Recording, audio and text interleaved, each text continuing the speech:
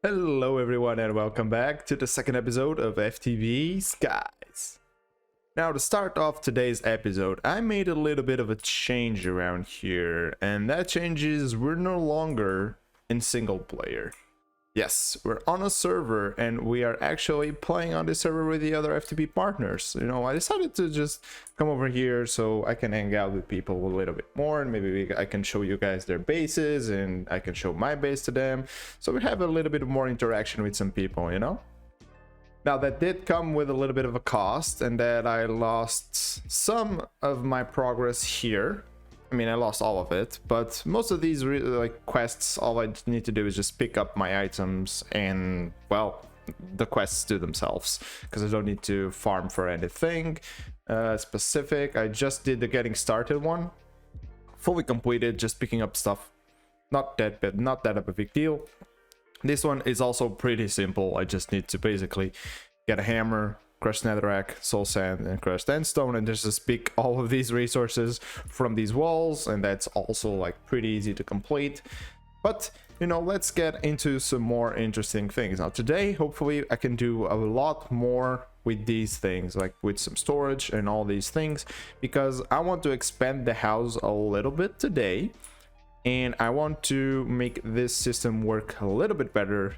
But this costs a lot of wood, and I don't want to keep spamming wood here and then cutting it down and then making another tree, because that's gonna end up costing us a lot of bone meal to get that. So I want to set up an automatic way for us to actually farm wood, and they'll be using the new pedestals. Now I actually just saw a bunch of my other partners, the partners here, do these things, so I have quite a good understanding of what resources I actually need to do this, and I need a minimum of 3 pedestals. I have like a white one here that we can sort that out real quick. And then if we go into the pedestals mod, we're gonna be needing 1 thing to chop down the trees, 1 thing to plant down the trees, and 1 thing to bone meal the trees. Oh yeah, you can probably see I have an atomic dissembler. I didn't craft this. This guy actually sold it to me.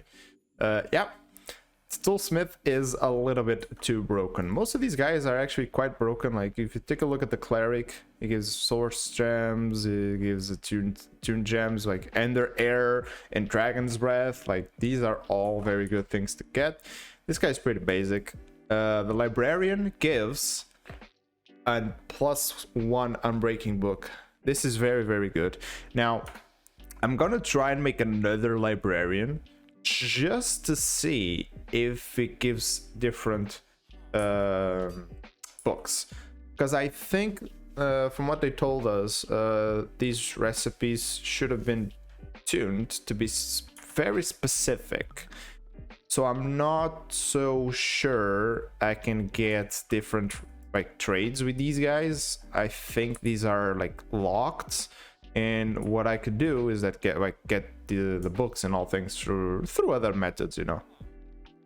So right here at the front of the house is where I want to set up like a couple of farms, like these pedestals over here. This one's farming stone, this one is farming andesite, and this is probably where I'm gonna set up my tree farm. Now I'm gonna make it to farm me some spruce. That can go away. That's where I want to put my dirt block, and let's just hook this up. Now I made myself an item collector because this is what we'll be needing to pick up the items, and we're gonna set up these pedestals. Like I could probably put like 2 blocks apart, something like that, and this guy doing the same thing.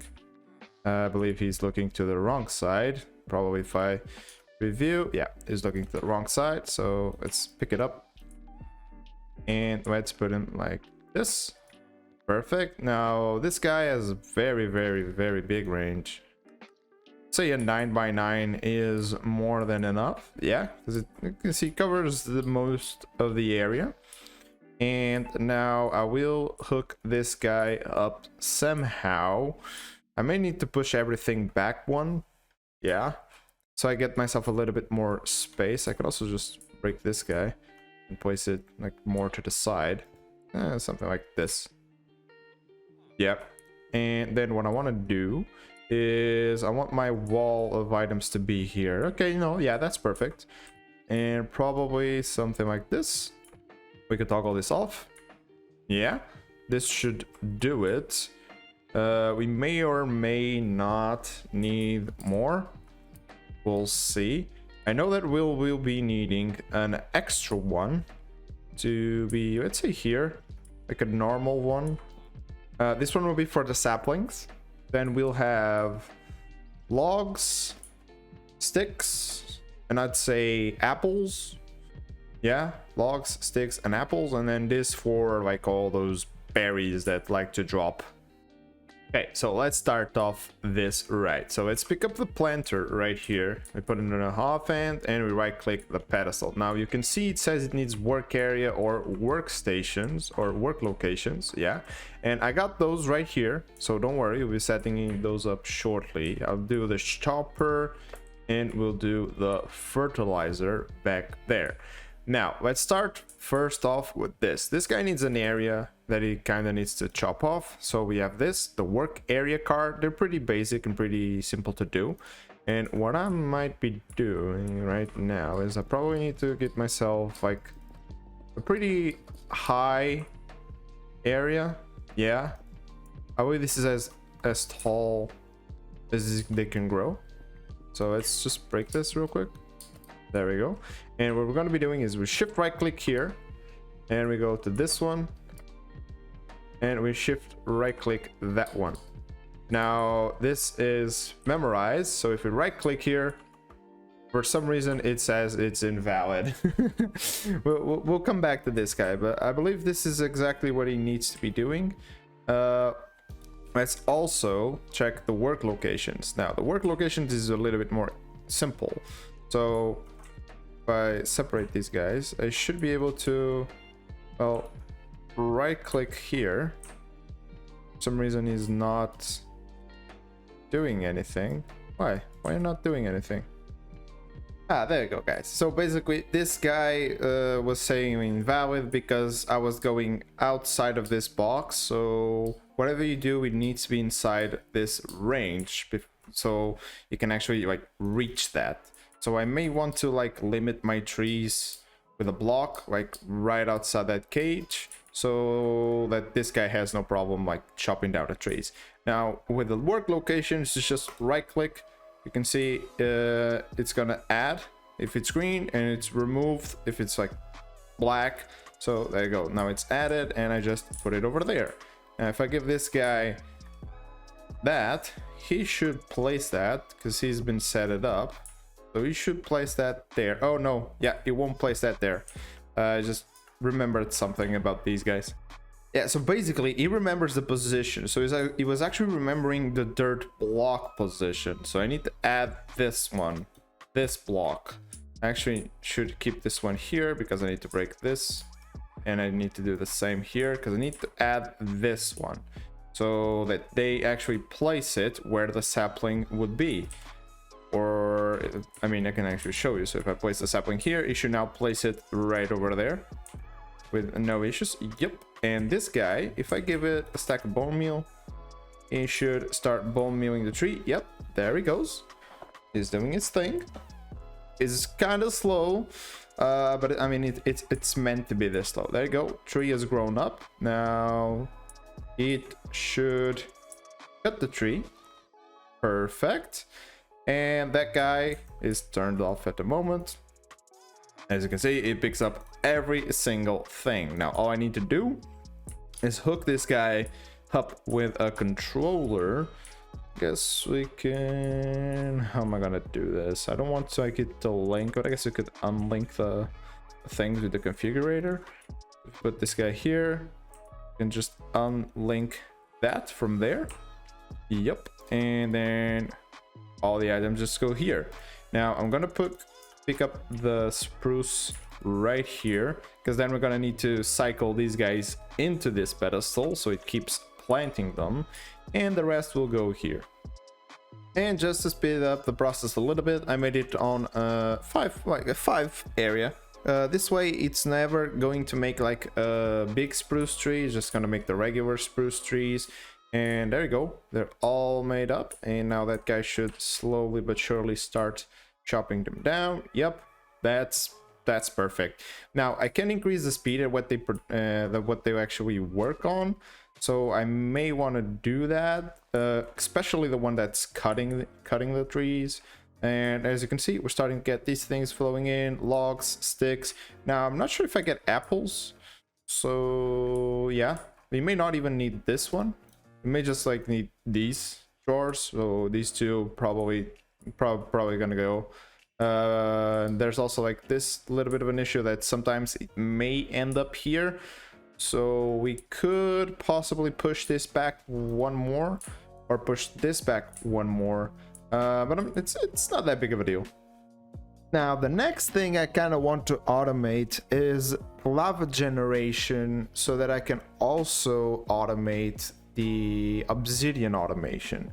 Now I can use the mechanical squeezer, plus some netherrack, and it takes 37.5 seconds to give us lava. Now I don't know if this is the fastest way to actually do that, because we can also do the magma crucible, which with the netherrack as well, which maybe it's a little bit faster.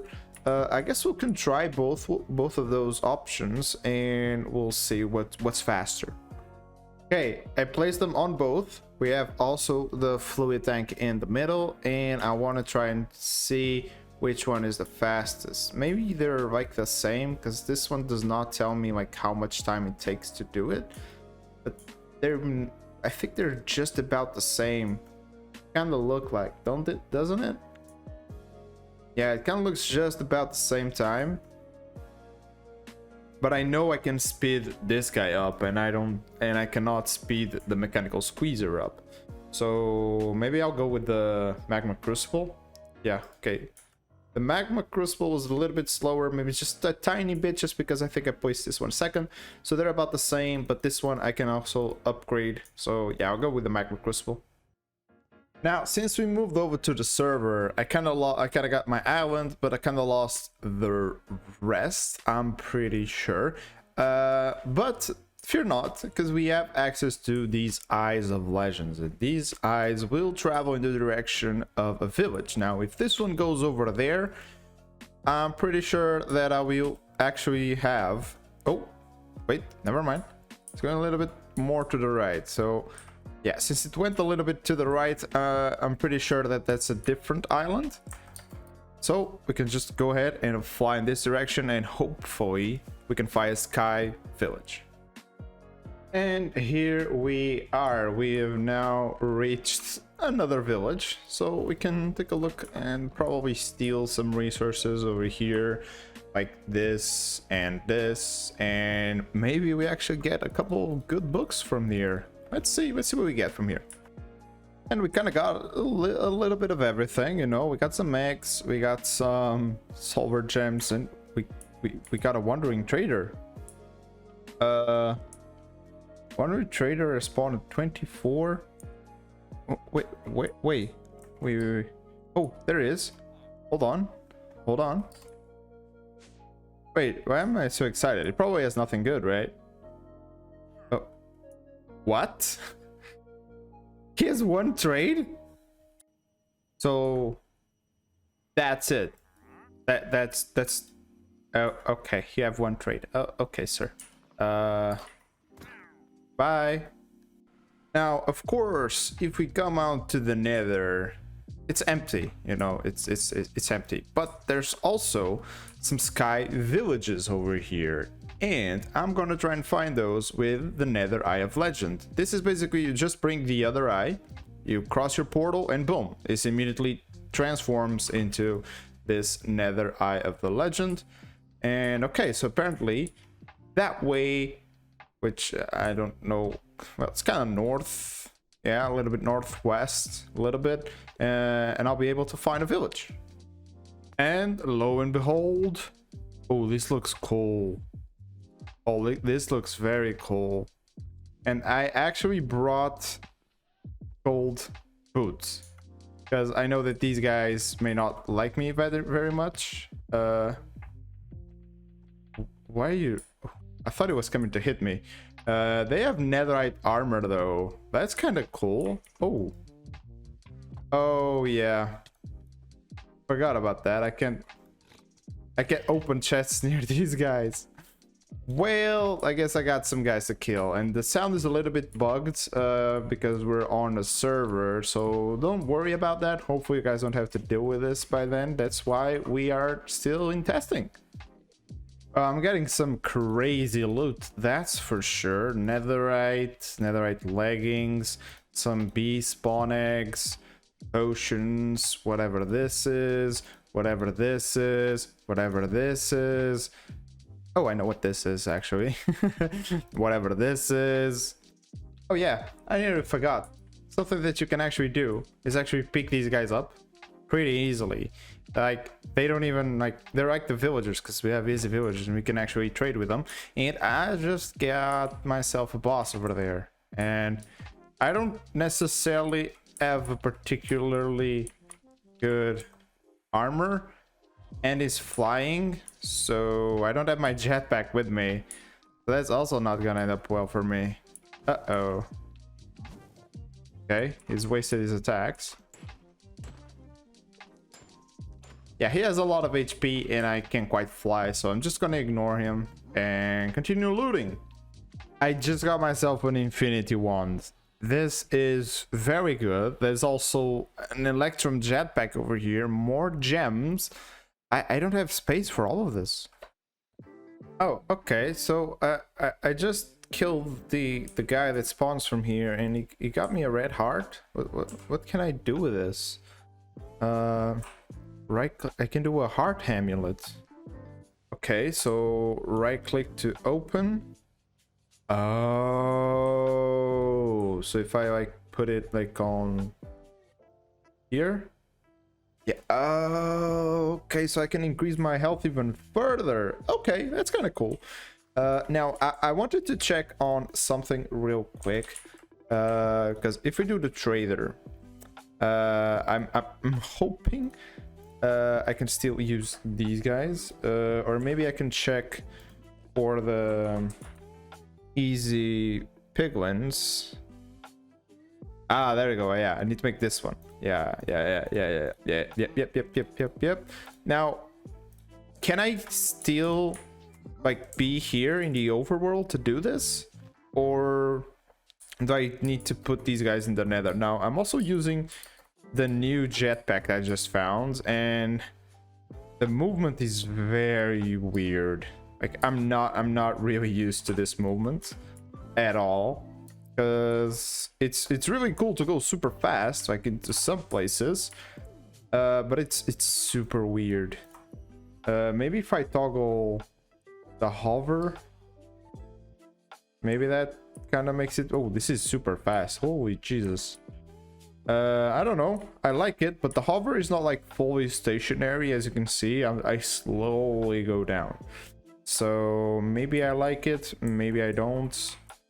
It's all right, you know, it's all right. And at least he's using energy.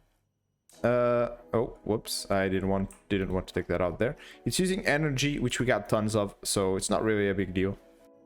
So here we have him. So if we input gold, oh, he's looking at it. Oh, he's gonna give us a lot of random items, isn't he? Yeah, he is. Okay, so this is a good time to take a look, for example, at the barrels right here. And the barrels also have the upgraded versions, so we can literally just grab on a barrel, make it, for example, like a copper barrel, and then we can turn the copper barrel into an iron barrel. The iron one you can turn into a gold one, the gold one you can turn into a diamond one, the diamond one we can easily turn into an obsidian. You can even turn it up to a netherite if we just put it through there. I'm gonna keep the obsidian one, and we're gonna put it right here. We're gonna grab a hopper, I mean any hopper would do, and put it there. Now this is what I actually wanted, and since this guy is actually working, that's pretty good. I wanted this, the Crying Obsidian, because this is what's actually going to allow us to go back to what we were originally doing, which is making the obsidian farm. Now I think I got everything I need. Oh yeah, I'm gonna need this linking tool as well. From here we may even want to bring this as well. So this looks a little bit weird because the cable is coming all the way from up there, but as soon as I get into Flux networks, this will like go away.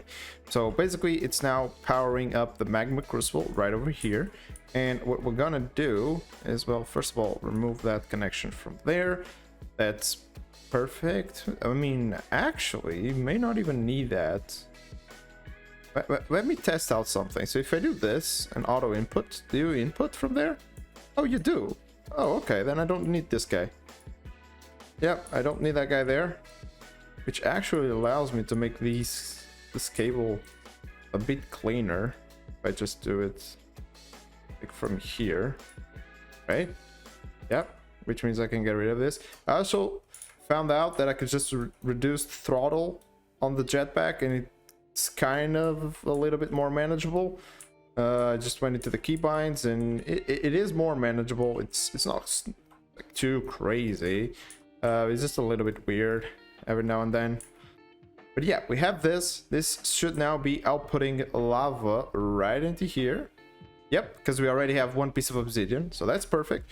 Now all I need to do is link this guy to this guy. Now I should put the obsidian here and the obsidian should go right onto there. Now that is absolutely perfect. Now the best way I can do this is just speed this guy up with some components. So if we type components, we can do some invar components and then go to these ones and then maybe later do these ones. So I can probably make a bunch of these ones right now. Now also one extra thing that I've been doing, and yeah, I haven't shown you guys, is this, the cover applicator. Now this guy allows me to change the cover of these pedestals. So if I can just right click these guys, you see they're all turning to white. That's because I memorized the white version, so the white cover, and I like the white a little bit better, you know, it looks a little bit cooler, but you can technically put any cover you want on these. So if you kind of want to color code some of these pedestals, just make yourself this.